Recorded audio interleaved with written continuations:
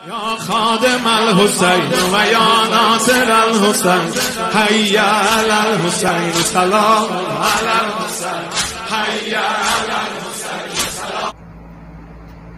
मोहतरम नाज़रीन, अस्सलामु अलैकुम व रहमतुल्लाहि व बरकातुहू। रहमल्लाहु मन क़रा अल फ़ातिहा।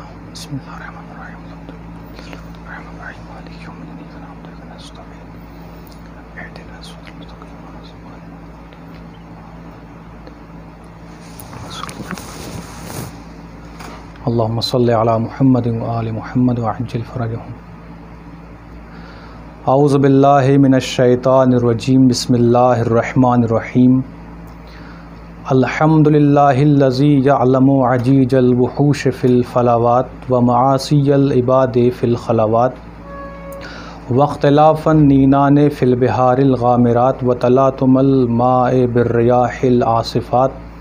अस्सलातु वस्सलामु अला सय्यिदिल कायनात व अफ़ज़ल अहलिल अर्ज़ वस्समावात मुहम्मदुनिल मबऊस बिल मुअजिज़ातिल बाहिरात वल आयातिल बय्यिनात बिल क़ासिम मुहम्मद सल्लल्लाहु अला मुहम्मद व आलि मुहम्मद व अला अहले बैतिही तय्यबीन ताहिरीन अल मासूमीन अल मज़लूमीन मसाबिहिज़ ज़ुलुमात व इसमिल उम्मत मिनल हलकात सिय्यमल इमामिल मज़लूम शहीद क़तीलिल अबरात व असीरिल क़ुरबात व लअनतुद दाइमतुल बाक़ियतु अला आदाइहिम अल मलऊनीन मुनकिरिल मुअजिज़ात वल करामात वल आयातिल मुहकमात। अम्मा बादु फ़क़द क़ाला इमामुनल बाक़िर अलैहिस्सलाम। बिस्मिल्लाहिर रहमानिर रहीम।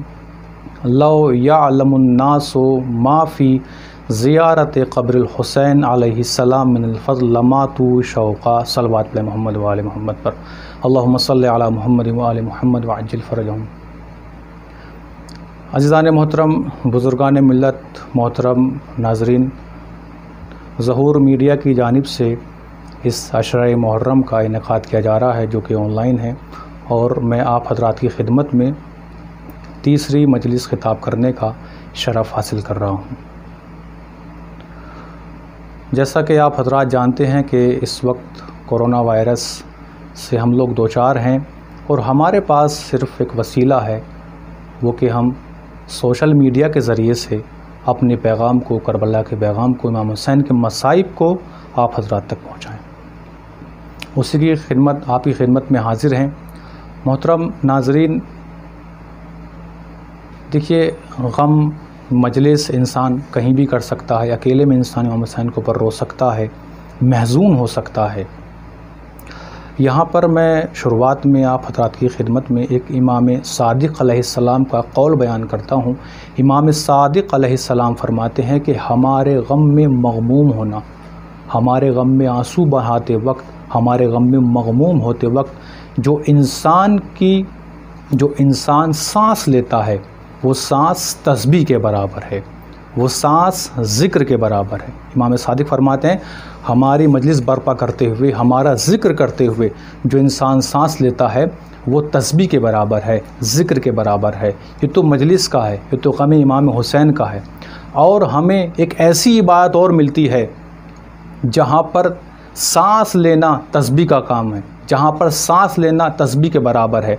वो कौन सी बात है? वह अनफासकुम फ़ी है तस्बीह।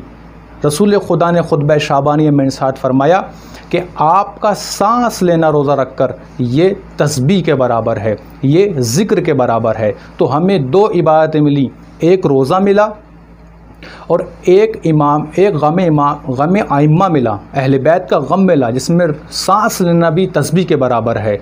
अब दोनों में मुमासलत क्या है, दोनों में राबता क्या है, दोनों में ताल्लुक़ क्या है? यहाँ पर भी सांस लेना ज़िक्र और तस्बीह है, यहाँ पर भी सांस लेना ज़िक्र और तस्बीह है। देखिए, जब इंसान रोज़ा रखता है तो रोज़ा खुलूस से रखता है, रोज़े में रियाकारी नहीं कर सकता है।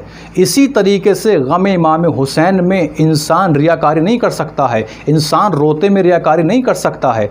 इसी तरीके से रोज़े में और मुमासलत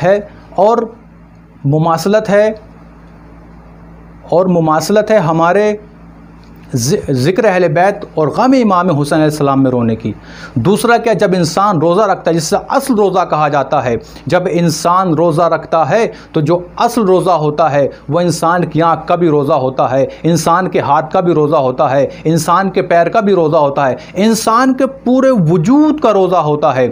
और जो रोज़ा होता है उसमें इंसान गुनाह नहीं करता है। उसी तरीके से अहले बैत का जिक्र है कि जब इंसान मजलिस में आता है, ज़ाकिर को सुनता है, तो जब तक ज़ाकिर को सुनता है तो वो बिल्कुल भी गुनाह नहीं करता है। सलवात पढ़े मोहम्मद व आले मोहम्मद वल्लहुम्मा सल्लि अला मोहम्मद व आले। और जो हदीस मैंने आप हज़रात की खिदमत में बयान की, इमाम बाक़िर अलैहिस्सलाम फरमाते, क्योंकि जो आज की हमारी मजलिस का जो उन्वान है वो है फ़वाइद ज़ियारत आशूरा। मोहतरम नाज़रीन, बड़ा अहम मौजू है। आप हज़रात ज़रा मुलाहिज़ा फरमाएँ, तवज्जो के साथ सुनिएगा। फ़वाइद ज़ियारत आशूरा, इमाम बाक़िर अलैहिस्सलाम फरमाते हैं, लो यअलमुन्नासु माफ़ी ज़ियारत क़ब्रिल हुसैन लमातु शौक़ा, कि अगर इंसान को इस चीज़ के बारे में इल्म हो जाए, अगर इंसान ये चीज़ जान लेता कि इमाम हुसैन की ज़ियारत की क्या फ़जीलत है, तो इंसान शौक़ ज़ियारत में मर जाता। अल्लाह अकबर, इंसान शौक़ ज़ियारत में इंसान मर जाता। मोहतरम नाजरीन, हम करबला तो नहीं जा सकते हैं बाज़ लोग, लेकिन क्या क़ब्र इमाम हुसैन के ऊपर जाना ज़रूरी है। लेकिन जो लोग नहीं जा सकते, फिर इमाम ने तरीक़ा बताया कि आपको किस तरीके से ज़ियारत करना है। इमाम ने कहा कि आप सहरा में जाएं, आप अपने घर की छत पे जाएं, अपने घर से आप करबला की तरफ रुख कर कर आप इमाम हुसैन की खिदमत में सलाम पेश करें। लमातु शौक़ा, इंसान इमाम हुसैन की ज़ियारत के शौक़ में मर जाता। अल्लाह अकबर।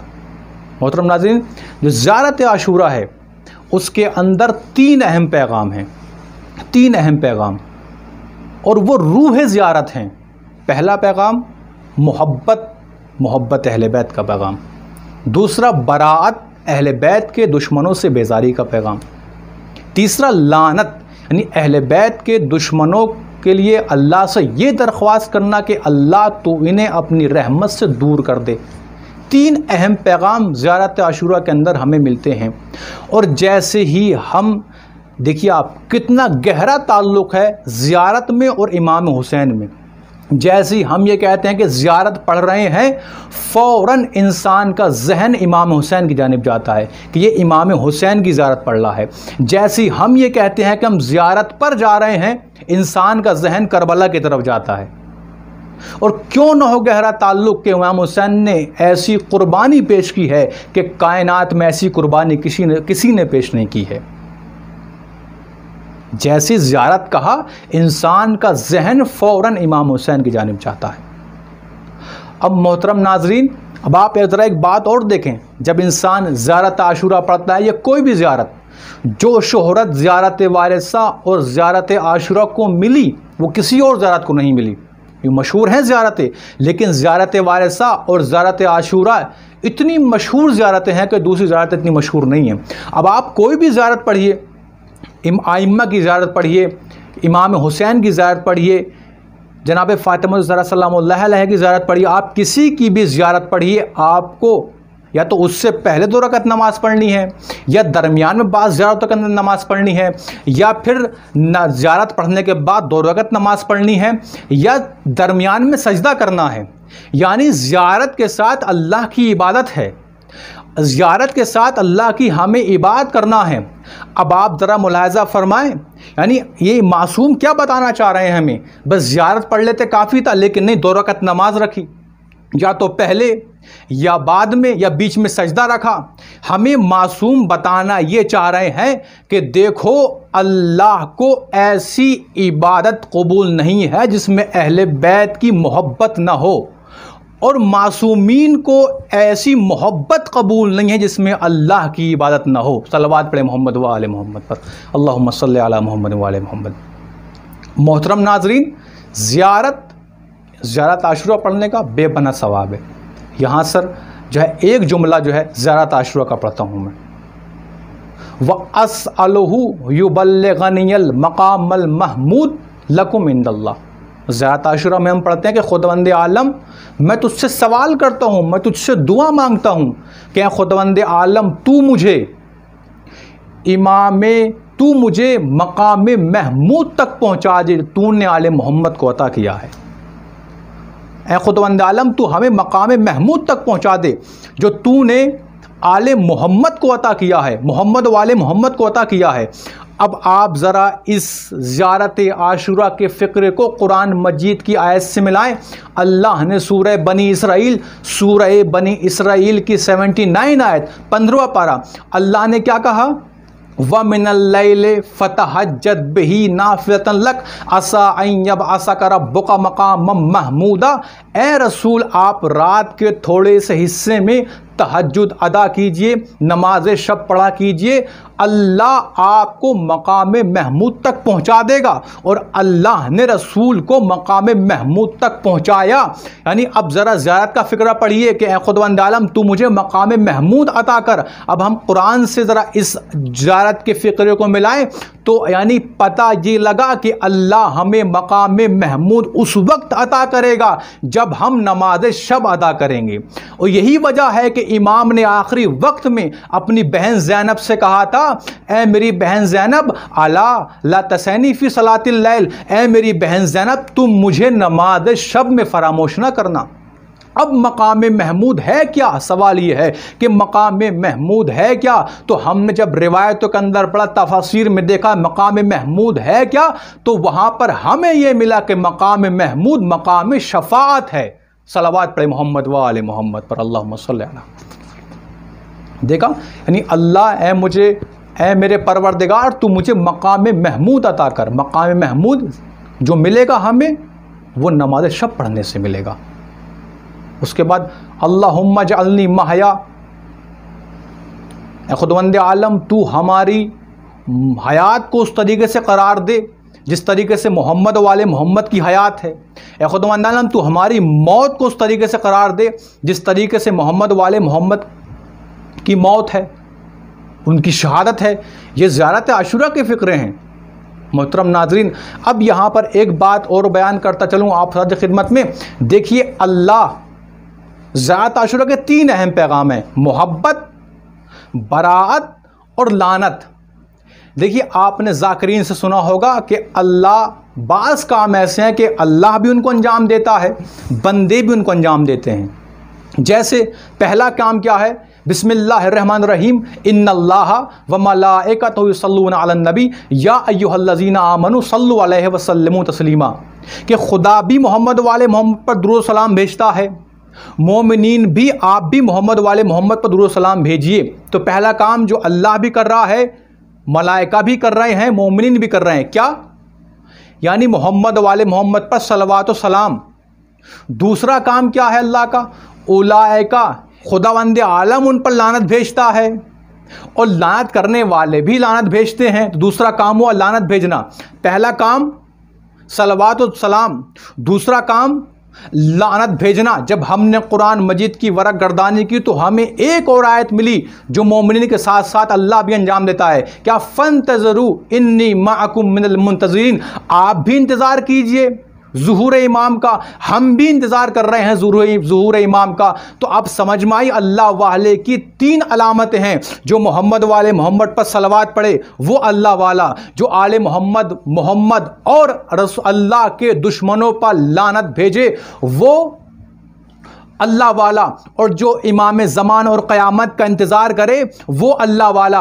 अब जो भी तुम्हें कायनात के अंदर दुरूद व सलाम की मुखालफत करता हुआ नज़र आए, जो लानत की मुखालफत करता हुआ नज़र आए, जो इंतज़ार को बिदअत कहता हुआ नज़र आए, आप समझ जाइएगा कि ये अल्लाह वाला नहीं है बल्कि शैतान वाला है। एक सलवात पढ़े मोहम्मद व आले मोहम्मद, अल्लाहुम्मा सल्ली अला मुहम्मद व आले मोहम्मद। मोहतरम नाज़रीन, ये 3 काम हैं। अब आप ज़रा देखिए, ज़ियारत आशूरा के अंदर नाम बनाम लानतें हैं।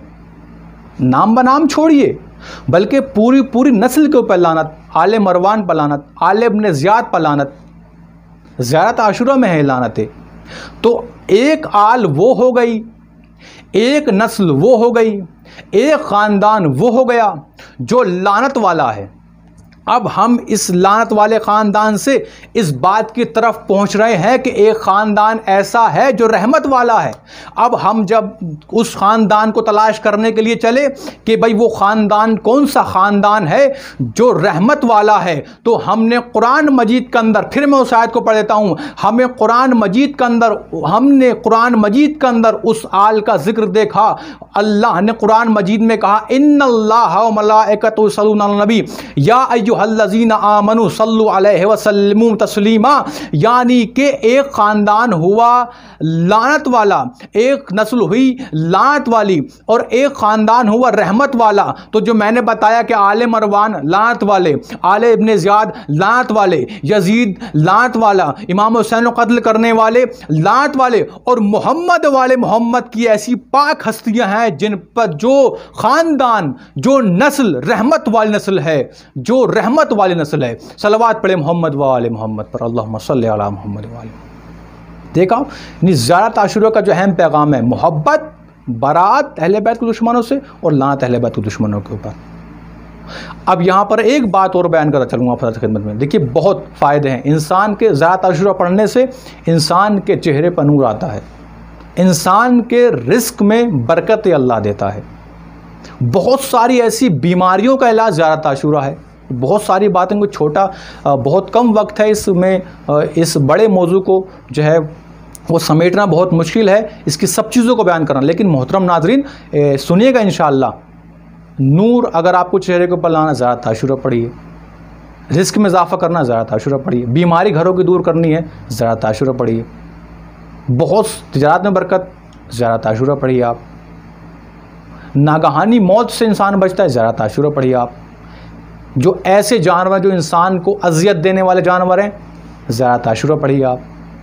डूब के इंसान मौत से डूब कर नहीं मर सकता है, ज़ियारत आशूरा पढ़िए आप, नहीं मरेगा इंसान।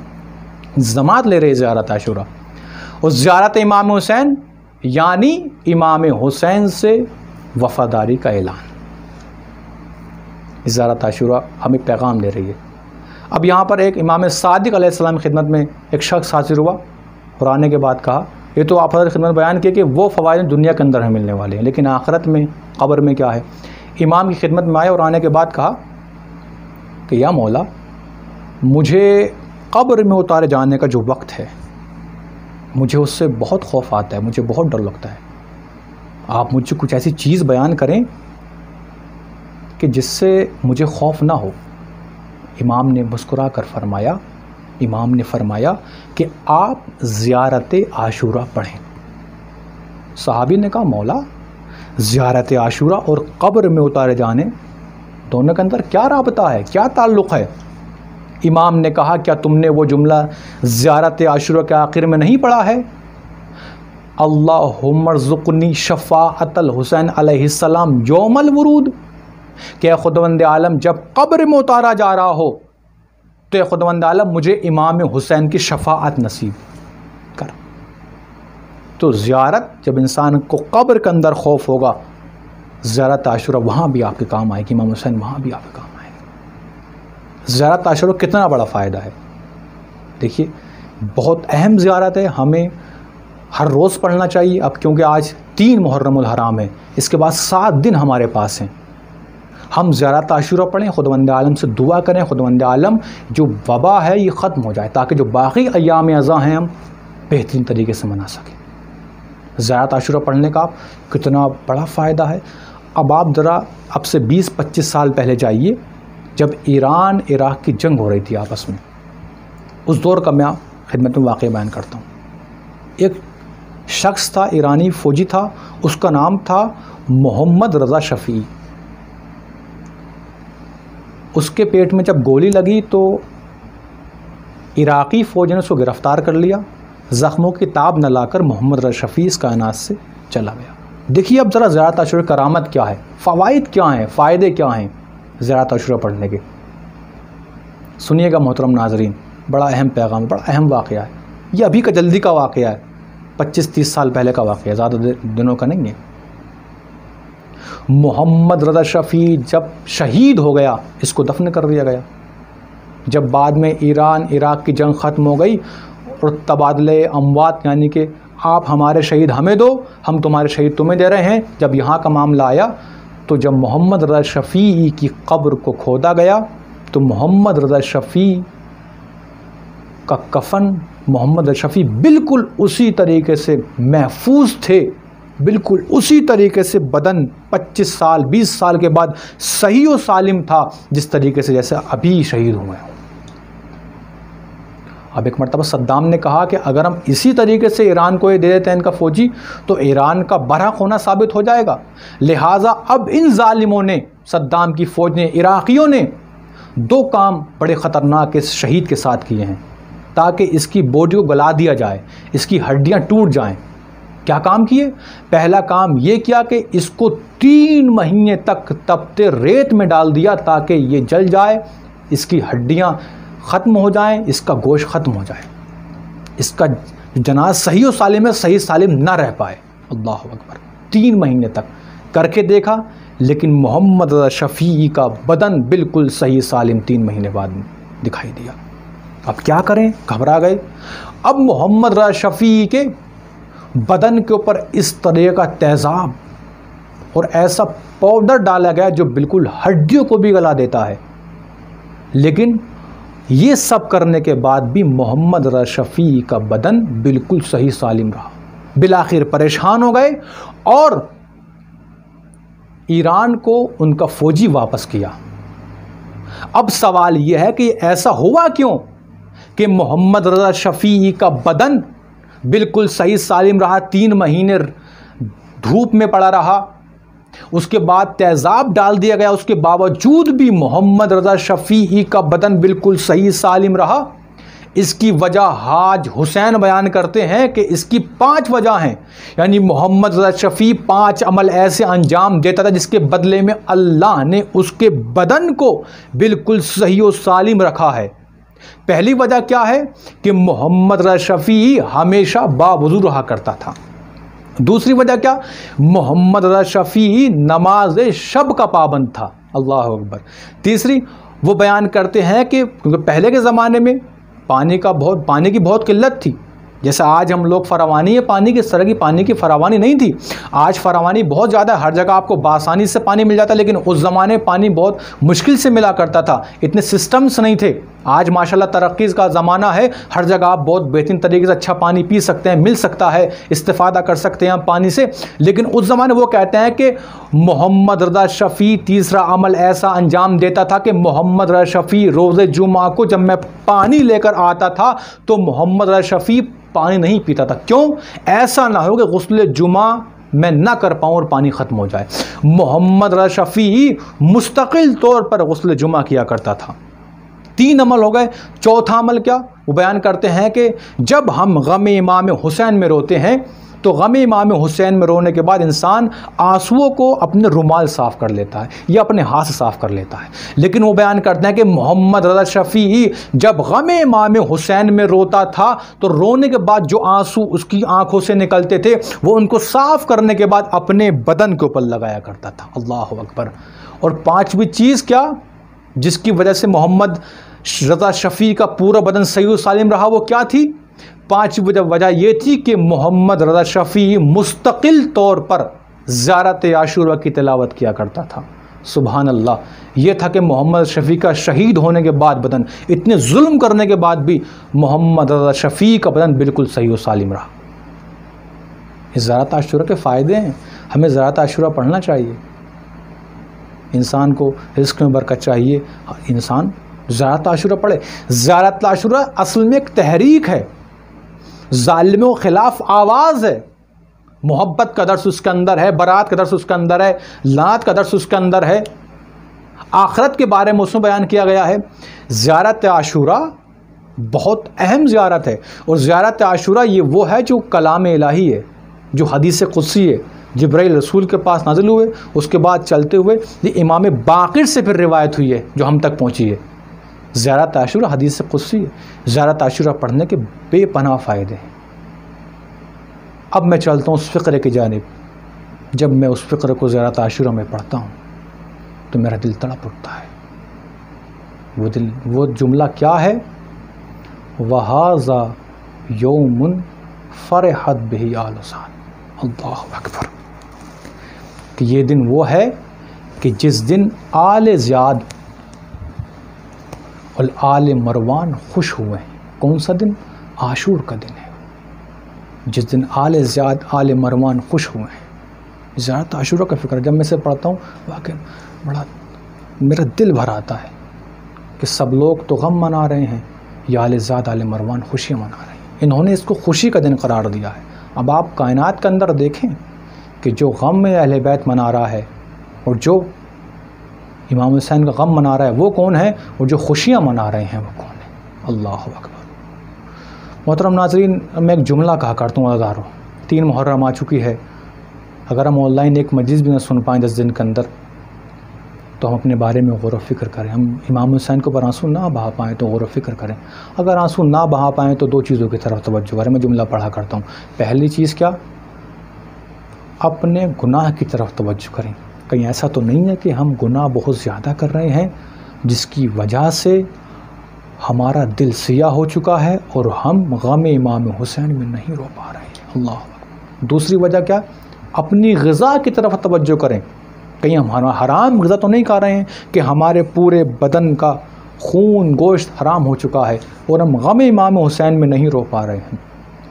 जुमले कहा करता हूँ। ये दिन वो है कि आले ज़ियाद आले मरवान ने इसको खुशी का दिन करार दे दिया। हमारे लिए गम का दिन है। क्यों ना रोएं हम? 72 शहीद हो चुके हैं। कैसे कैसे शहीद हुए हैं आप हजरात जानते हैं। यहाँ पर चंद जुमले मसाइब के पढ़ना चाहता हूँ और आपकी ज़हमतों को तमाम करना चाहता हूँ, आपकी रहमतों को तमाम करना चाहता हूँ। मोहतरम नाज़रीन अज़ादारों, ज़रा सोचिए, बाज़ लोग एतराज़ करते हैं कि हुसैन ने पहले असहाब को क्यों शहीद होने दिया, पहले अपने घर वालों को, अपने बच्चों को क्यों शहीद नहीं होने दिया। एतराज़ लोगों का ये, क्या हुसैन अपने घर वालों को बचाना चाहते थे? क्या हुसैन अली अकबर की जवानी को बचाना चाहते थे? क्या हुसैन अब्बास को बचाना चाहते थे? क्या हुसैन उन मोहम्मद को बचाना चाहते थे? क्या हुसैन अब्दुल्ला इब्न मुस्लिम को बचाना चाहते थे? क्या वजह है कि पहले अंसार को भेजा, असहाब को भेजा, उसके बाद अपने ख़ानदान वालों को भेजा? तो उलमा ने इसकी वजह और इसका जवाब ये दिया कि करबला के मैदान में जो जितनी देर तक शहीद नहीं होता वो उतनी देर तक प्यासा रहता। अल्लाह अकबर। जो जितनी देर में शहीद होता वो उतनी देर तक प्यासा रह जाता। ये इमाम की हिकमत अमली थी कि इमाम ने पहले अपने असहाब को भेजा, इमाम ने पहले अपने अंसार को भेजा, उसके बाद इमाम ने अपने घर वालों को भेजा। अब ज़रा मुझे एक जुमला यहाँ पर कहने दीजिए और आप गिरिया कीजिएगा। अब मुझे नहीं पता उस 6 महीने के असगर की प्यास का क्या आलम होगा जो सिर्फ इमाम हुसैन से पहले शहीद हुआ है। अल्लाह अकबर। अजरुकुम अल्लाह। अल्लाह कोई गम न दे सिवाय गम आले मोहम्मद के। यहाँ पर 2 जुमले जनाबे मुस्लिम के एक लाल जो सबसे रिवायत के अंदर आया है कि सबसे पहले शहीद जो ख़ानदान बनी हाशिम में है वो कौन है, जो 18 बनी हाशिम में है वो कौन है? अब्दुल्ला इब्न मुस्लिम। अल्लाह अकबर। चचा जान की खिदमत में आए और आने के बाद कहा रन की इजाज़त दे दीजिए। जैसी रन की इजाज़त मिली जनाबे अब्दुल्ला रन की जानिब। कौन मुस्लिम है? जो कूफे के अंदर शहीद कर दिए गए हैं, जो कूफे में शहीद कर दिए गए, जिनको प्यासा शहीद कर दिया गया कूफे के अंदर, उन्हीं के बेटे हैं अब्दुल्ला इब्न मुस्लिम जो ख़ानदान बनी हाशिम में सबसे पहले शहीद हैं। अब्दुल्ला इब्न मुस्लिम मैदान जंग में पहुँचे। 3 दिन के अब हैं अब्दुल्ला, 3 दिन के भूखे प्यासे हैं अब्दुल्ला जंग कर रहे हैं। नागहां ऐसा हुआ कि एक तीर अब्दुल्ला की तरफ बढ़ा, अब्दुल्ला की पेशानी की तरफ बढ़ा। अल्लाह अकबर। अब्दुल्ला ने उस तीर को रोकना चाहा और जैसे ही उस तीर को रोकना चाहा तो वो तीर अब्दुल्ला की हथेली में लगा और वो तीर पेशानी से पेवस्त हो गया। इस तरीके से अब्दुल्ला की पेशानी से और हथेली में वो तीर पेवस्त हो गया और अब्दुल्ला एक हाथ से जंग करते जाते हैं। एक मर्तबा अचानक एक तीर अब्दुल्ला के सीने में आके लगा, अब्दुल्ला के दिल में आके तीर लगा। अब्दुल्ला जख्मों की ताब न लाए, जीन से ज़मीन की तरफ आए और आवाज़ दी, मौला हुसैन मेरी मदद कीजिएगा।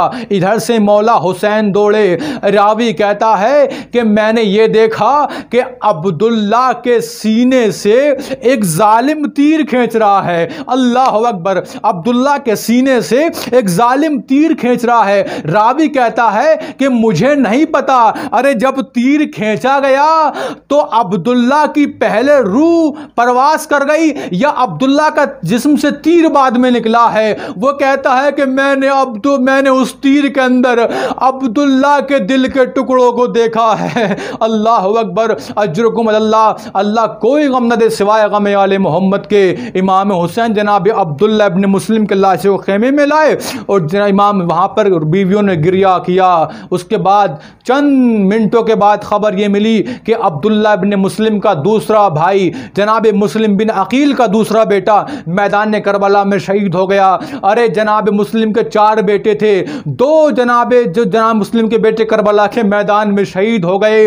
अब जरा जनाब मुस्लिम की ज़ौजा की आप ज़रा हालत देखिए। अरे जो बेवा हैं जिनका शौहर अब से चंद दिन पहले कूफे में शहीद हो चुका है, अरे 2 बेटे साथ लाई थी, वो भी करबला में शहीद हो गए। जब 11 मुहर्रम आई और ये काफले को कैद करने के बाद अरे कूफे की जानिब ले जाया गया तो जनाब मुस्लिम की ज़ौजा ने एक शख्स की लाश को कूफे के गेट पर लटका हुआ देखा। एक मरतबा जनाब ज़ैनब से कहा, ए ज़ैनब, अरे ये बतलाइए लाश किसकी है? अरे गम से इतनी नाबीना हो चुकी थी, दिखाई नहीं देता था। एक मरतबा जनाब ज़ैनब ने कहा, अरे पहचानती नहीं, ये तुम्हारा शोहर मुस्लिम है। मुस्लिम, एक मरतबा मुस्लिम को देखा, कहा मुस्लिम है। जनाब मुस्लिम की लाश को देखने के बाद जनाब मुस्लिम की ज़ौजा ने कहा, ए मुस्लिम, अरे बस तुम मुझे इतना बता दो, 2 बच्चे तुम साथ ले गए थे, 2 बच्चे मैं साथ ले गई थी, 2 बच्चे मैं अपने साथ करबला ले गई थी, मैं अपने साथ उनके सर लेकर आई हूं। अरे जो 2 बच्चे तुम साथ ले गए थे, ए मुस्लिम ये बताओ उन मेरे 2 छोटे छोटे बच्चों का क्या हुआ? अरे वो 2 छोटे छोटे बच्चे हारिस का तमाचा खाते थे। कभी मोहम्मद को तमाचा लगता था, कभी इब्राहिम को तमाचा लगता था।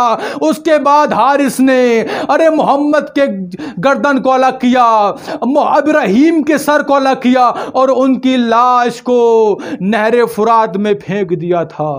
अला लानतुल्लाहि अला कौमिज़ ज़ालिमीन सयअलमुल लज़ीना ज़लमू अय्य मुनक़लबिन यन्क़लिबून।